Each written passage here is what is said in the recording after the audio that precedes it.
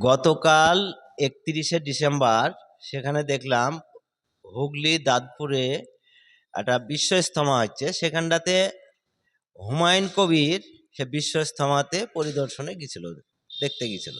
তো সেখানটাতে কিছু লোক তাকে গো ব্যাক দিয়েছে। তো এই যে গো ব্যাক স্লোগান এখানটাতে কারা দিয়েছে, পরে দেখছি তারা তৃণমূলের এমএলএ টেমএলএ এরকম হবে। তো তারা গো ব্যাক দিয়েছে। তো বিশ্ব ইজতেমাতে একটা মুসলমান হিসাবে যাওয়ার তার অধিকার নাই। এটা কি বিশ্ব ইজতেমাটা কি তৃণমূলের ইজতেমা হচ্ছে? যে তৃণমূলের লোক কোনো মুসলিম গেলে সে তৃণমূল করে না বলে তাকে গো ব্যাক স্লোগান দেবে? এটা কোন ধরনের চলছে, ইজতেমা চলছে?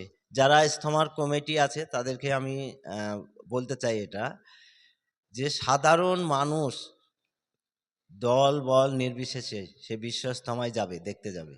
তো সেখানটাতে যদি যারা তৃণমূল বিরোধী তারা যদি দেখতে যায় তো তাদেরকে গো ব্যাক দিবে, এটা মানা যায় না। আমরাই ঠিক করেছিলাম যে ১০-১২ জন মিলে ২ তারিখে আমরা বিশ্ব ইজতেমা দেখতে যাব। তো এদের এই সিস্টেম দেখে তো আজ যাব না আমরা। কেন যাব? এখানটাতে যে একটা দলীয় ইজতেমা তৈরি করছে, যেখানটাতে অন্য দলের গেলে তাকে গো ব্যাক স্লোগান দিচ্ছে, আমি ঘৃণা করি এই জিনিসটাকে। একটা মুসলমানের একটা প্রোগ্রাম, সেখানটাতে বিশ্ব ইজতেমা মানে সারা বিশ্বের লোক আসবে সেখানটাতে, সারা বিশ্বের লোক যাবে সেখানে, ধর্মপ্রেমী মানুষ যারা তারা সবাই যাবে। তো সেখানটাতে গো ব্যাক দেওয়াটা একদম মনে প্রাণে আমি ঘৃণা করি।